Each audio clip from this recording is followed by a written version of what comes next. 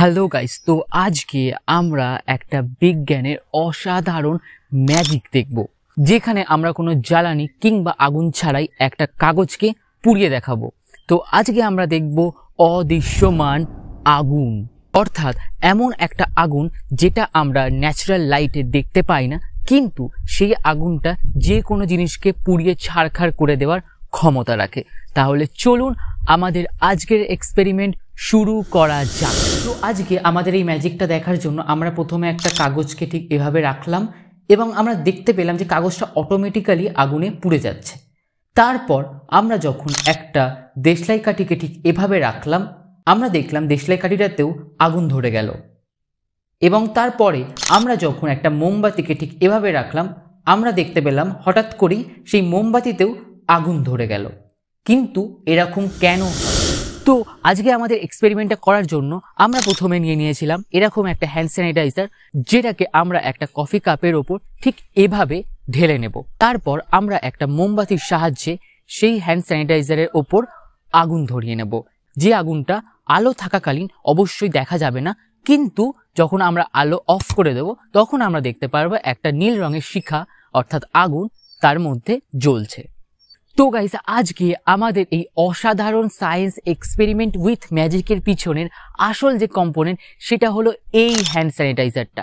এই হ্যান্ড স্যানিটাইজারের ভিতরে 95% ইথানল এবং কিছু পরিমাণে আইসোপ্রোপাইল অ্যালকোহল আছে। তো এই যে ইথানল এবং যে অ্যালকোহল, এরা খুবই ফ্লেমেবল হয়, অর্থাৎ এদের কাছে আগুন এলেই এরা খুব সহজেই জ্বলে ওঠে।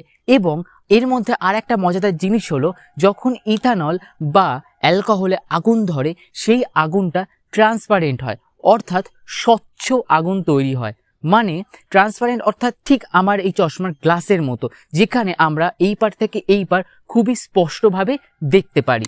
এবং এই আগুনটা এতটাই স্বচ্ছ হওয়ার জন্য বা এতটাই ট্রান্সপারেন্ট হওয়ার জন্য আমরা দিনের আলোতে অর্থাৎ সূর্যের আলো কিংবা যে কোনো প্রকার আলোতে এই আগুনটা একদমই দেখতে পাই না, অর্থাৎ এই আগুনটা দিনের আলোতে একদমই ভিজিবল নয়। কিন্তু যখন আমরা আমাদের ঘরে থাকা সমস্ত লাইট বন্ধ করে দেব, তখন আমরা দেখতে পারবো একটা ব্লু অর্থাৎ নীল রঙের আগুন জ্বলছে। এবং এই নীল রঙটা হওয়ার জন্যই হয়তো আমাদের এই আগুনটা এতটা ট্রান্সপারেন্ট হয়। তো তাই জন্যই আমরা যখন আজকে একটা কাগজকে সেই কাপের ওপর রাখছিলাম, তখন সেই আগুনটা স্বচ্ছ হওয়ার জন্য আগুনটাকে আমরা দেখতে পাচ্ছিলাম না, কিন্তু সেই আগুনের ফলে তৈরি হওয়া হিট, তার জন্য সেই কাগজটা পুড়ে যাচ্ছিল। তারপরে আমরা যখন একটা দেশলাই কাঠি রাখলাম, সেখানেও সেই সেম ফিনোমেননই তৈরি হচ্ছিল, যে আমরা আগুন তো দেখতে পাচ্ছিলাম না, কিন্তু তা সত্ত্বেও সেখানে আগুন জ্বলছিল এবং তার হিটের জন্যই সেই দেশলাইটাও আগুনে পুড়ে যাচ্ছিল। আর মোমবাতির ক্ষেত্রেও ঠিক একই জিনিস, একই ফর্মুলা, একই বিজ্ঞান কাজ। তো গাইস, কেমন লাগলো আজকে বিজ্ঞানের এই অসাধারণ ম্যাজিকটা? ভিডিও ভালো লাগলে চ্যানেলটিকে সাবস্ক্রাইব করে ভিডিওতে একটা লাইক অবশ্যই দিয়ে দেবেন। আবারও দেখা হবে পরবর্তী ভিডিওতে, ততক্ষণের জন্য গুড বাই।